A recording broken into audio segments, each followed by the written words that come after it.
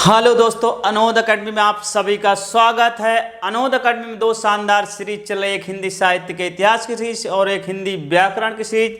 तो हिंदी व्याकरण में आज की क्लास में हम लेके आए हैं विसर्ग संधि। आज की क्लास में हम विसर्ग संधि का अध्ययन करेंगे। वर्णों के मेल को संधि कहते हैं। संधियां तीन प्रकार की होती हैं। जब स्वर से स्वर मिले उसे स्वर संधि कहते हैं। जब व्यंजन से स्वर या व्यंजन मिले वहाँ पर व्यंजन संधि होती है। और जब विसर्ग से स्वर या व्यंजन मिले वहाँ पर विसर्ग संधि होती है। तो आज की क्लास में हम बहुत शानदार तरीके से और बहुत अच्छे ट्रिक के माध्यम से हम लोग समझेंगे कि विसर्ग संधि कैसे होती। प्रायः लोगों के दिमाग में भ्रांति है कि विसर्ग संधि बहुत कठिन होती है, लेकिन आज वीडियो के अंत तक बने रहिएगा। देखिएगा कितनी सरल, कितने आसान तरीके से आप समझेंगे और आपको कभी भी विसर्ग संधि के नियम आपको नहीं भूलेंगे। तो आइए आज की क्लास हम लोग शुरू करते हैं विसर्ग संधि। इससे पहले स्वर संधि का वीडियो डाल दिया गया है जिसे आप लोगों ने बहुत पसंद किया है। जो लोग नहीं देखे हैं पहले स्वर संधि का वीडियो देख लें। व्यंजन संधि का भी वीडियो डाल दिया गया है। जिन लोगों ने अभी तक इन दोनों को नहीं देखा है वो इन दोनों संधियों को देख लें। वीडियो के अंत में एंड स्क्रीन में इनके वीडियो शो किए जाएंगे, दिखाए जाएंगे। उस पर आप क्लिक करके ये वीडियो देख सकते हैं। तो आइए आज की क्लास में हम देखते हैं विसर्ग संधि और उससे जुड़े हुए नियम और ऐसे नियम जो शानदार तरीके से आपको सदा याद रहेंगे। तो आइए हम लोग आज अध्ययन करते हैं विसर्ग संधि का। नियम संख्या 1 में विसर्ग संधि के नियम संख्या 1 की शानदार ट्रिक है, सबसे अच्छी ट्रिक है। नियम संख्या 1 की ट्रिक है कि यदि विसर्ग हो, विसर्ग के बाद आ हो या सघोष व्यंजन हो, विसर्ग हो उसके बाद आ हो या सघोष व्यंजन हो तो विसर्ग का ओ हो जाता है। ध्यान रखें, आ तो आप समझते सघोष व्यंजन उस व्यंजन को कहते हैं जो हमारी वर्णमाला में तीसरा, चौथा और पांचवें वर्ण को हम लोग सघोष कहते हैं। सघोष में ही अंतस्थ व्यंजन भी आते हैं। घोष क्या है, सघोष क्या है, अल्पप्राण क्या है, महाप्राण क्या है, इन सब पर आधारित एक पहले ही वीडियो अपलोड कर दिया गया है। वर्ण पर आधारित वीडियो है, तो उसे आप लोग देख लेंगे तो ये सभी सघोष, अघोष, अल्पप्राण, महाप्राण, अनुनासिक, अनुनासिक, इस प्रकार के सारे कंसेप्ट क्लियर हो जाएंगे। एंड स्क्रीन में इसका भी वीडियो, वर्ण का भी वीडियो आपको उपलब्ध करा दिया जाएगा। तो लास्ट में, वीडियो के लास्ट में आपको वर्ण का वीडियो भी उपलब्ध रहेगा, उसको देख लेंगे तो आपको सघोष, अघोष, अल्पप्राण, महाप्राण की जैसी अवधारणाएं समझ में आ जाएंगी। सघोष में तीसरा, चौथा, पांचवा और अंतस्थ व्यंजन आते हैं। यदि विसर्ग के बाद आए, सघोष व्यंजन आए तो विसर्ग का ओ हो जाएगा। बिल्कुल आसान है, बिल्कुल साधारण सी ट्रिक है। विसर्ग किस में बदल जाएगा? ओ में बदल जाएगा। विसर्ग बदल जाएगा ओ में। तो देखते हैं कि तमह धन गुण, और तमह यहाँ विसर्ग आया, विसर्ग के बाद ग वर्ण आया। ग वर्ण क्या है? तीसरा व्यंजन है। हमने कहा था सघोष व्यंजन कौन है? तीसरा, चौथा, पांचवा। और ग कौन सा है? तीसरा। क, ख, ग तीसरा वर्ण है, तो तीसरा व्यंजन है। तो यदि विसर्ग के बाद तीसरा, चौथा, पांचवा व्यंजन आए या अंतस्थ आए तो उन विसर्ग का क्या हो जाएगा? ओ में बदल जाएगा। अब तमह धन गुण बराबर तमो गुण हो गया, ओ हो गया। विसर्ग के स्थान पे क्या आ गया? ओ आ गया। इसलिए पहला नियम यह है कि हम जो है विसर्ग के बाद यदि आ या सघोष व्यंजन आते हैं तो विसर्ग का ओ हो जाता है। देखते हैं, जैसे मनः प्लस अभिलाषा। अब यहाँ विसर्ग के बाद आ आया है और आ को हमने पढ़ा था कि आ के बाद जो है ये चिन्ह लगा देते हैं, ये भी आ का ही प्रतीक होता है। तो हम जो है इसका एस के आकार का होता है, ये भी आ का ही एक प्रतीक है। तो हम विसर्ग का तो ओ हो जाएगा, विसर्ग का ओ हो गया। मनो और आ के स्थान पर ये जुड़ जाएगा तो मनो अभिलाषा। तो मनो अभिलाषा इसको आ ही पढ़ा जाता है। तो मनः प्लस अभिलाषा बराबर मनो अभिलाषा, तपह प्लस बल, तपोबल, विसर्ग के स्थान पे ओ हो जाएगा। नियम संख्या 1 में याद रखना है कि विसर्ग का ओ हो जाता है। विसर्ग का क्या हो जाता है?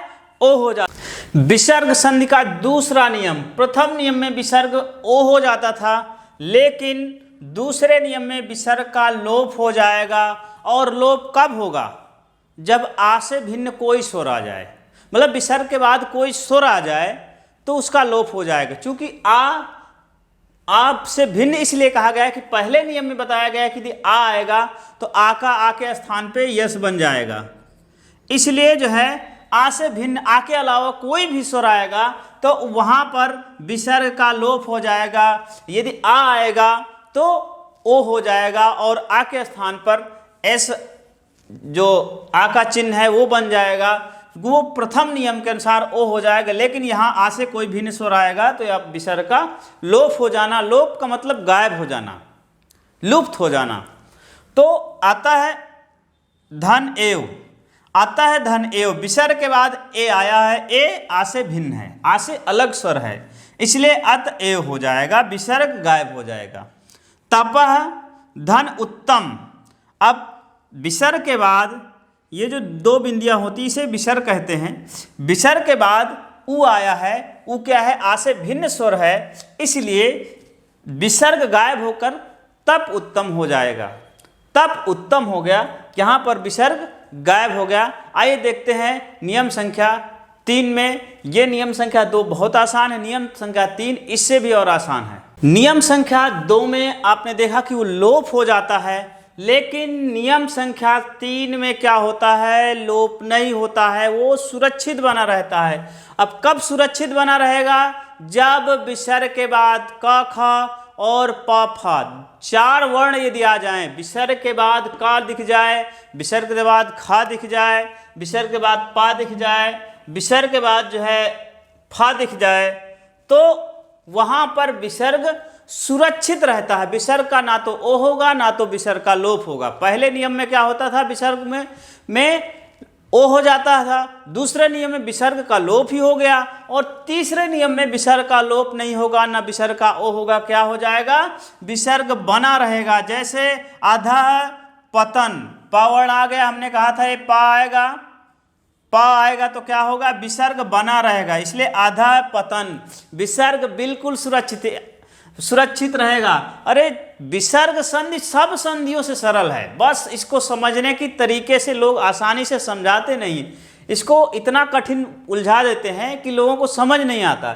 लेकिन ये बहुत सरल, विसर्ग संधि सबसे ज़्यादा सरल है, क्योंकि नियम नंबर 1 में क्या हो गया? विसर्ग ओ हो गया। नियम नंबर 2 में विसर्ग गायब हो गया, और नियम नंबर 3 में विसर्ग सुरक्षित रहता है।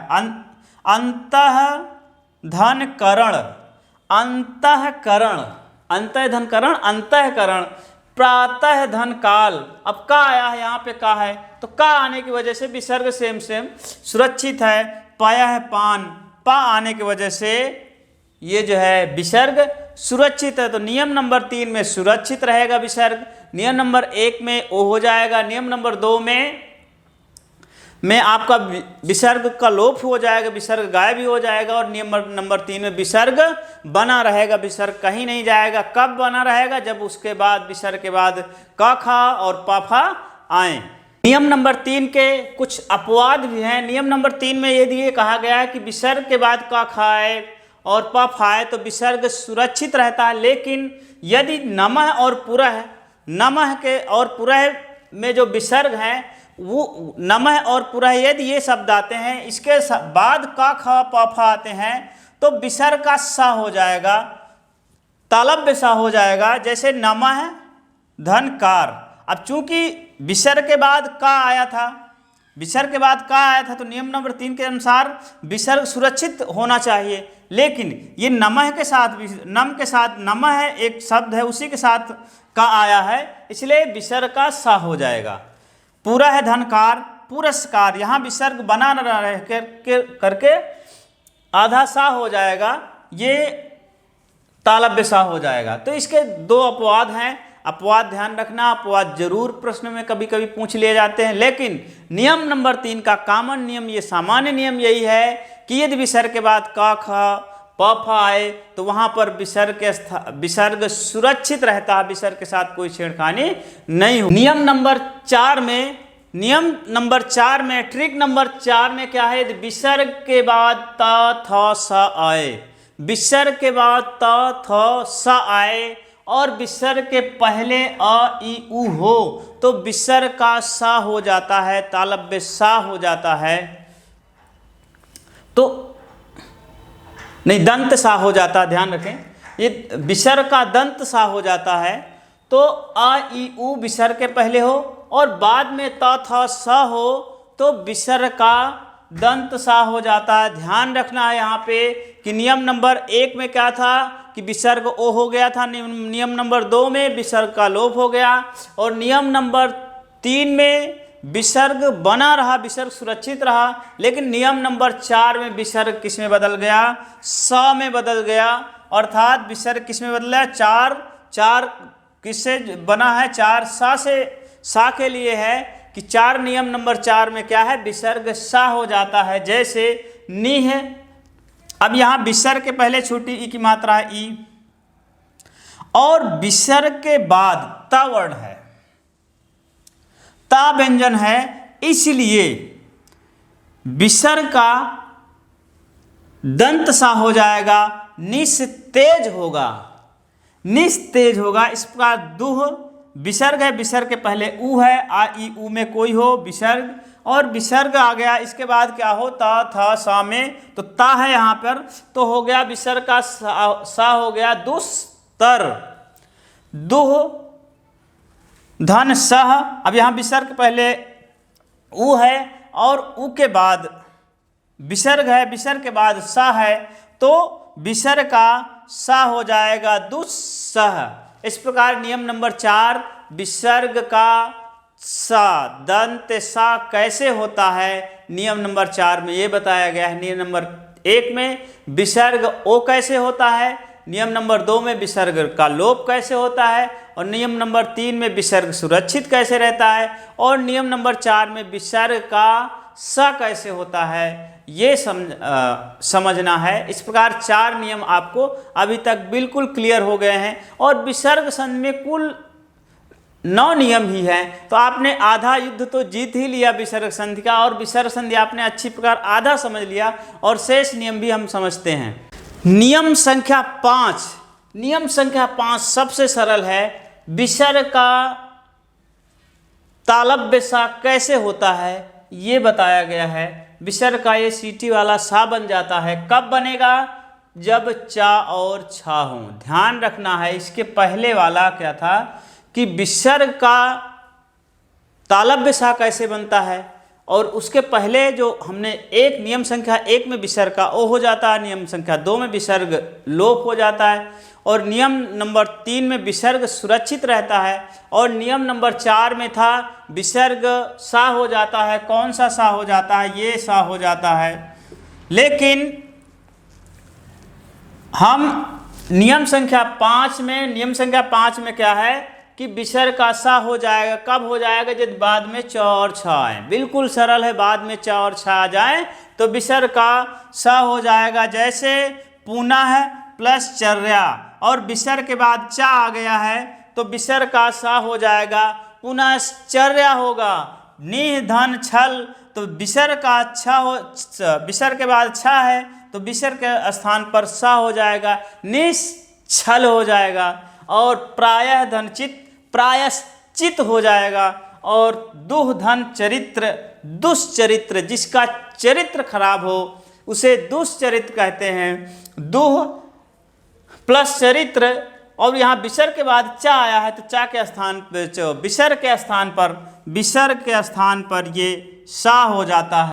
नियम संख्या 6 में स का मूर्धन्य सा कैसे होता है ये बताया गया है। ये खटकोड़ वाला सा कैसे हो जाता है, ध्यान रखें कि ये तब होगा यदि विसर्ग के पहले ई उ हो और विसर्ग के बाद क ख ट ठ और पा फा हो। ध्यान रखें हमारा जो वर्णमाला है, व्यंजन है, पहली लाइन क ख है, दूसरी लाइन च छ है, तो पहली वाली इसके बाद एक छोड़ के दूसरा टाठा है, फिर एक छोड़ के ता वाली छोड़ करके पाफा, उसके पहले और दूसरे वर्ण हैं। तो क खा, टाठा और पाफा यदि ये आए विसर्ग के बाद तो विसर्ग का ये सा हो जाता है, मूर्धन्य सा हो जाता है। जैसे नीह धन कपट, अब यहाँ विसर्ग है और इस विसर्ग का ये विसर्ग जो है ये विसर्ग चेंज हो करके ये बन गया, आधा सा बन गया, कौन वाला, मूर्धन्य सा बन गया। इस प्रकार नियम नंबर 6 में क्या है, मूर्धन्य सा को विसर्ग मूर्धन्य सा कैसे हो जाता है ये बताया गया है। निह धन पाप निष्पाप, निधन ठुर निष्ठुर और चतुधन कोण चतुष्कोण। इस प्रकार हमने 6 नियम पढ़ लिए, 6 के 6 हमको याद हो चुके हैं। आपको पहले बताया गया था 3 नियम तो विसर्ग क्या होंगे। 3 नियम शुरू में क्या थे कि पहला नियम था विसर्ग ओ कैसे हो जाएगा, दूसरा नियम था विसर्ग का लोप कैसे हो जाता है, विसर्ग गायब कैसे होता है, तीसरा नियम था विसर्ग सुरक्षित कैसे होता है, और चौथा नियम विसर्ग का दंत सा कैसे होता है। फिर 5वां नियम था विसर्ग का पहला नियम में क्या था, विसर्ग का लोप हो जाता, विसर्ग का ओ हो जाता था, ओ। दूसरे नियम में विसर्ग लोप हो जाता था, लोप। तीसरे नियम में विसर्ग सुरक्षित। चौथे नियम में विसर्ग सा हो जाएगा। 5वें नियम में विसर्ग, 5वें नियम में विसर्ग ये सा हो जाएगा, और ये 6ठे नियम में विसर्ग ये सा हो गया। इस प्रकार हमें 5 नियम बहुत सरल, आप देखते हैं कि विसर्ग संधि बहुत आसान है, बस लोगों के मन में भ्रांतियां हैं कि विसर्ग संधि बहुत कठिन है, लेकिन बहुत आसान है। पहले में ओ हो जाएगा, दूसरे नियम में ओ का विसर्ग का लोप हो जाता है, तीसरे नियम में सुरक्षित रहता है, चौथे नियम में सा हो जाता है विसर्ग, 5वें नियम में ये सा हो जाता है, 6ठे नियम में ये सा हो जाता है। इस प्रकार हमारे नियम संख्या 6 में विसर्ग का ये मूर्धन्य सा होगा। कब होगा, जब काखा आए, टाठा आए, पाफा आए और शुरू में ई और उ मात्रा हो। नियम संख्या 7 में विसर्ग का र कैसे हो जाता है, विसर्ग रा वर्ण में कैसे चेंज हो जाता है ये बताया गया है। और रा वर्ण में कब चेंज होगा, जब विसर्ग के पहले ई उ हो और विसर्ग के बाद सघोष व्यंजन हो। सघोष व्यंजन का मतलब हमने पहले नियम नंबर 1 में बताए थे कि तीसरा, चौथा, 5वां और अंतस्थ व्यंजन को सघोष व्यंजन कहते हैं। इसलिए ये व्यंजन आए, यदि विसर्ग के बाद सघोष व्यंजन आए और उसके पहले ई या उ हो तो वहाँ पर क्या हो जाएगा, वहाँ पर विसर्ग का रा हो जाएगा। ध्यान रखना, नियम नंबर 1 में बताया गया था कि विसर्ग के बाद सघोष व्यंजन आता है तो वहाँ पर विसर्ग का ओ हो जाएगा, लेकिन वहाँ पर ई या उ नहीं होना चाहिए। लेकिन यहाँ पर जहाँ पर पहले ई या उ है और उसके बाद सघोष व्यंजन है तो विसर्ग का ओ ना हो करके विसर्ग रा में बदल जाएगा। जैसे निह धन आधार। अब यहाँ निह आधार, आधार ये विसर्ग है, ये रा में बदल जाएगा। तो क्या हो गया, निर हो गया प्लस आधार हो गया।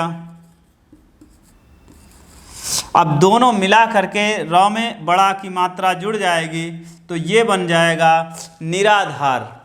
तो निह धन आधार निराधार, निह धन मम निर्मम, विसर्ग रा में बदल गया। दुह धन बल दुर्बल, निह धन धन निर्धन। इस प्रकार नियम नंबर 7 आपके लिए जो विसर्ग रा में कैसे बदलता है ये बताया गया। ध्यान रखें, नियम नंबर 1 से लेकर 3 तक के जो नियम थे, विसर्ग का ओ हो जाता है, विसर्ग का लोप हो जाता है, 2 में विसर्ग, नंबर 3 में विसर्ग सुरक्षित रहता है। और नंबर 4 में विसर्ग जो 3 प्रकार के सा हैं, पहले दंत सा कैसे होता है, फिर जो है तालव्य सा कैसे होता है, फिर मूर्धन्य सा कैसे होता है। इस प्रकार 6 तक ये हो गए। और 7वें नियम में ये हो गया कि विसर्ग जो है ये विसर्ग है, ये जो है रा में बदल जाता है। ध्यान रखिए, ये 6 नियम बिल्कुल 7 नियम 7 हो गए और अब केवल 2 नियम बचे हैं। विसर्ग संधि आपने देखा हो कितना सरल है कि विसर्ग ओ में कैसे बदल जाता है, विसर्ग का लोप कैसे हो जाता है, विसर्ग सुरक्षित कैसे, विसर्ग कैसे इस सा में बदल जाता है, फिर इस सा में बदल जाता है, फिर इस सा में बदल जाता है और फिर अंत में रा में बदल जाता है। नियम संख्या 8 में क्या होता है, विसर्ग का लोप हो जाएगा। नियम संख्या 2 में भी था विसर्ग का लोप, लेकिन विसर्ग के बाद कोई आ से भिन्न स्वर आया हो तब विसर्ग का लोप होगा। यहाँ पर क्या है, यहाँ विसर्ग के बाद स्वर न आके व्यंजन आया हो और व्यंजन में भी क्या हो, अंतस्थ वर्ण रा आया हो। तो रा जो है यदि आ गया हो विसर्ग के बाद और विसर्ग से पहले ई हो, छोटी ई हो, ह्रस्व ई हो, तो क्या होगा, विसर्ग गायब हो जाएगा। लेकिन इसी के साथ एक नया चेंज आएगा कि ई जो है बड़ी ई में बदल जाएगा। जो ह्रस्व ई है वो दीर्घ ई हो जाएगा, ह्रस्व ई दीर्घ ई में बदल जाएगा। ये तब होगा जब बाद में रा वर्ण हो, रा व्यंजन हो। देखते हैं। और विसर्ग का लोप हो जाएगा, जैसे निह प्लस रस। अब यहाँ विसर्ग है, विसर्ग के पहले ई है और बाद में रा है। अब विसर्ग क्या हो गया, लोप हो गया, विसर्ग लोप हो गया। और जो छोटी ई है, ह्रस्व ई है, वो दीर्घ ई में बदल करके नीरस हो गया। जो छोटी ई है, ह्रस्व ई है, वो दीर्घ में बदल करके नीरस हो गया। इसी प्रकार नीह धन रोग बराबर नीरोग। इस प्रकार नियम संख्या 8 में क्या है, नियम संख्या 8 में है कि इसमें भी विसर्ग का लोप होता है। विसर्ग का लोप हो जाएगा और ई का दीर्घ होगा, ई दीर्घ हो जाएगा। इस प्रकार हम लोग जो है नियम संख्या 8 में विसर्ग का लोप हो जाता, उससे पहले जो ई है उसका दीर्घ। नियम संख्या 9 में विसर्ग सुरक्षित रहता है। नियम संख्या 9 में विसर्ग सुरक्षित रहता है या विसर्ग का द्वित्व हो जाए, विसर्ग के बाद आने वाले व्यंजन का द्वित्व हो जाएगा। कब होगा, यदि उसके पहले आ ई ऊ में कोई स्वर हो और उसके बाद विसर्ग हो, विसर्ग के बाद शाखा सा में, तीनों सा में कोई एक सा हो, तो क्या हो जाएगा, विसर्ग सुरक्षित रहेगा। या फिर विसर्ग गायब होगा तो उसके स्थान पर शाखा शाखा द्वितीकरण हो जाएगा, दोहरीकरण हो जाएगा, दोबारा उसको लिखा जाएगा। ध्यान दें, नमः धन शिवाय। अब यहाँ आ व्यंजन है, आ स्वर है, इसके बाद विसर्ग है, विसर्ग के बाद स है, तो नमः शिवाय हो जाएगा, विसर्ग सुरक्षित है। और या यदि विसर्ग गायब होगा तो नमः शिवाय हो जाएगा, सा का द्वितीकरण हो गया। निधन संक, निशंक, निधन संक। अब यहाँ पर ई है, ई यहाँ पे बताया गया, पहले ई होगा, इसके बाद विसर्ग है, फिर स है और इस वजह से विसर्ग सुरक्षित होकर निशंक हो गया। लेकिन या विसर्ग सुरक्षित नहीं होगा तो क्या हो जाएगा, सा का द्वितीकरण हो गया, निशंक हो गया।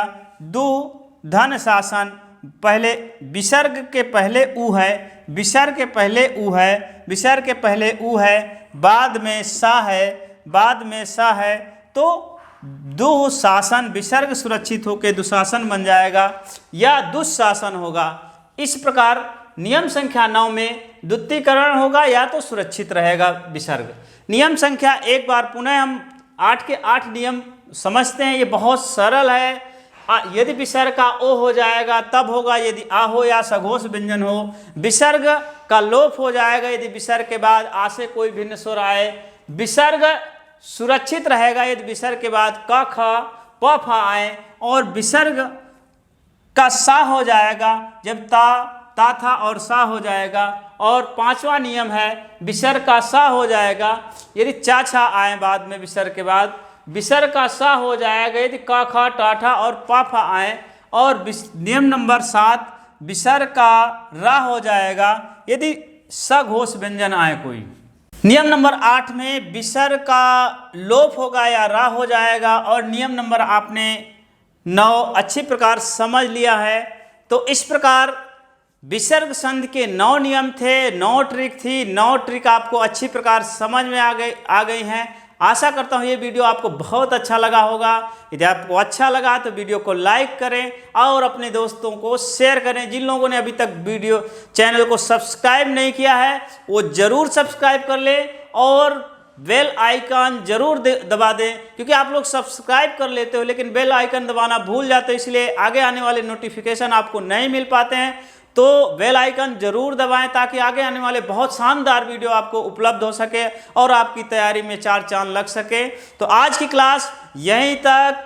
जय हिंद, जय भारत।